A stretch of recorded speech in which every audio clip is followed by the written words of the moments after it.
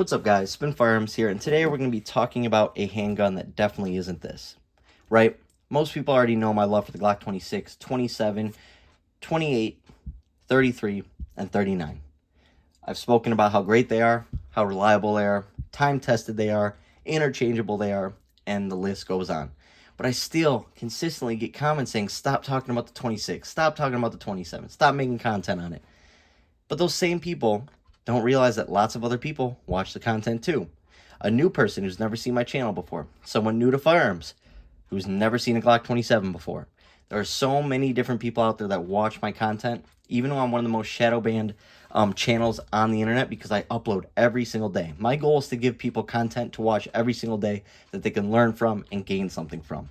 If you don't want to watch a video about a 26 or a 27, just skip it. You don't have to watch it. But I promise you, there are thousands every night that will tune in to watch it because they want to learn or they're new, whatever the case may be. Like I said, just, think about those people as well. And we're definitely not talking about this. I think you guys already know what we're going to be talking about.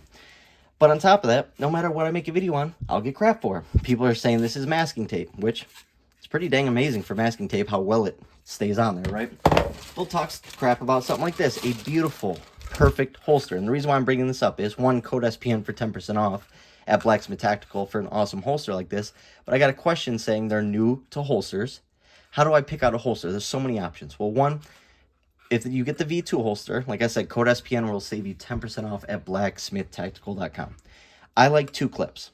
And for gym shorts, sweatpants, stuff like that, I like double discreet carry clips. They also work great with a belt. But if you wear a belt most of the time, the plastic clips work just fine. Even the monoblock will work just fine. Now, I like to get a claw, a third point of contact. It costs a little extra money, but buy once, cry once. You will not end up needing a new holster. As far as prints go, I love prints, but you don't have to get a print if you want to save a little bit of money. Sweat guard, typically the size I go mid. That's what I like. I think it's perfect, best of both worlds. And the other question that somebody had is size. Typically, your average belt is going to be 1.5 inches, but that depends on which belt you have. But typically, they are 1.5 inches. And because this is for an X macro, 3.7-inch barrel, 3.7-inch barrel and below, which is going to be the length of your actual barrel itself, or slide if you want to consider it that, I like to use a wedge. That helps. So I hope that helps you pick it out. But anyways, let's go ahead and check out what we're going to be reviewing today. Like I said, I don't own this handgun, but I've been given the luxury to train with it, test it, shoot it, and learn it over the last couple weeks. The Walther PDP Compact. Now, the Walther PDP Compact is an amazing handgun, considering I've gotten the ability to shoot the Walther PDP Pro, which is a larger version of this, and the version I had the amazing drop-in trigger with an amazing optic on it, mag well, basically everything. And it was about $1,400 complete package. Now they offer that as a complete package, which is pretty interesting. But the reason why I say that is that Staccato will run you $2,500 on average. You're paying half the price. You're getting a Walther that just runs extremely well and is just as good. This is a step down from that because it doesn't have that drop-in trigger, mag well, and stuff like that. But you're not losing anywhere. This is like a $600 handgun. What runs for $600? Well, a Glock 19, a SIG P365, a Hellcat Pro, stuff is in that price range. But the thing is, Walther just comes up with an unbelievable package for that price, and it's just the overall package. Now, this right here is a 15+1 setup. As you can see, firearms cleared and safety checked, and we are good to go. Like I said, 15 rounds. Now, this mag obviously needs to be clean, but we've been putting it through its paces 100%. Good quality mags, no complaints, obviously. In terms of finish, it's going to be an awesome, flawless Walther finish. My Walther PPS M2, which is actually my wife's, great finish on it, but it's not like this. This is a good, high-end, solid finish. This isn't a Taurus finish or anything like that. It sort of looks like it until you start putting wear on it. This won't show it the way a Taurus does. Completely different finish, but that same nice, smooth, clean look to it, right? What's nice is it takes Glock sights, because they do give you these sights, they're extremely accurate. They're just funky.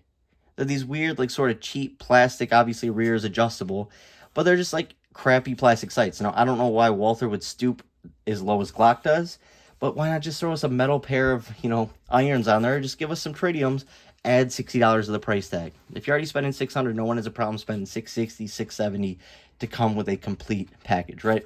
Now, obviously, it's optics cut, has a 4-inch barrel, rail, and this thing is just perfect in your hand. Now, I like the Walther PDP maybe a little bit better in terms of ergonomics, but this is right up there with it. It just fits your hand like a glove.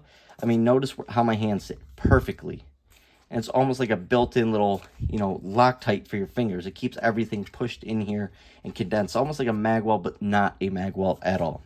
Now, everything just functions. Everything just functions real well. If you like releasing the slide using the slide stop, which I don't, I always, slingshot it or home run it, whatever you want to call it. But for people who like releasing it, this is one of the best slide stops there is. It is very smooth. It's not going to get caught on stuff, but at the same time, it's huge. And you're never going to miss it, and it works really, really well. In terms of trigger guard size, I like it. Just enough for a glove finger. A little bigger than a Glock trigger guard on average. So just perfect size. Nothing wrong. Now the texture. You can't beat this texturing right here. And no, I wouldn't put grips on it if I owned it or anything like that. This comes right from the factory with the stippling you want. Right from the factory. It is dang near perfect.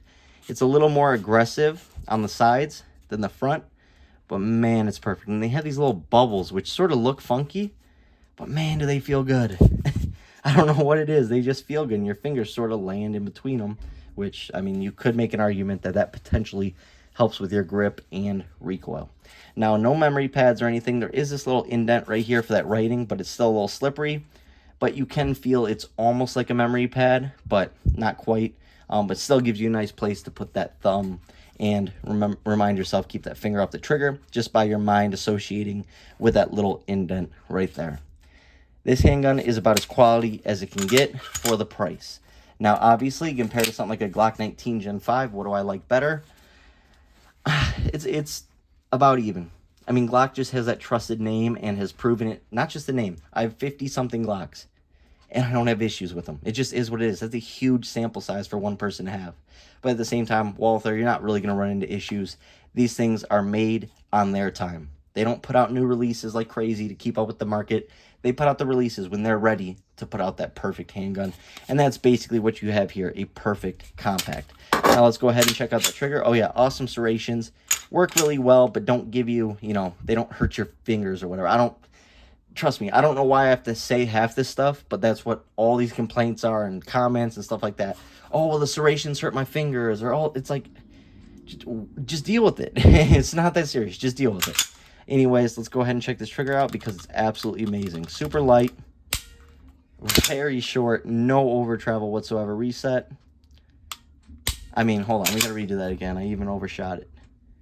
Woo! So crisp, so clean. Listen to that spring. I mean,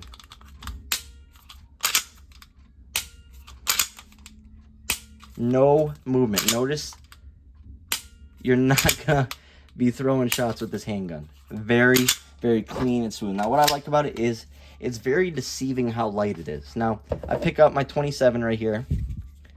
Hold on, let me empty. There was nothing in it, but we have to double check for YouTube. Weight-wise, I don't know their actual weights. The Walther is just a tad bit heavier. Now, look at the size. It's wild. I did this at the range, too. It's just a tad bit heavier, if it even is, right? Which is pretty interesting.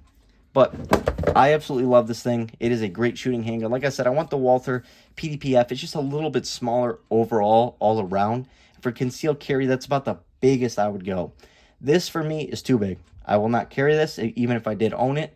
For home defense, all day. At the range, all day. But for concealed carry, subcompacts are basically as big as I want to go, simply for printing as well as being comfortable. Being comfortable is a huge thing in my life when it comes to firearms. I do not want to change how I live in order to carry. I'd rather carry how I'm living. I'm going to the park, pocket pistol. Work, pocket pistol. Going to a mall, Glock 26 with a 15-round mag. I mean, you just got to be prepared. Train with all your carry guns. I only train with my carry guns. Yeah, I bring my home defense here and there, but I rarely ever play around with toys unless they're other people's. Typically, I'm shooting my small handguns and getting really good with them because chances are you're only as good as your last shot, and your last shots better be with your concealed carry handgun. Now, people are going to say that's dumb. Whatever, guys. I don't care. That's just how I live. And I feel like in terms of how I train and stuff like that, it's just going to make me better by shooting smaller handguns more often, considering that's what I carry. One last close-up on the Walther, and then we'll end the video. Hope you guys enjoyed the video. Thanks for watching, guys.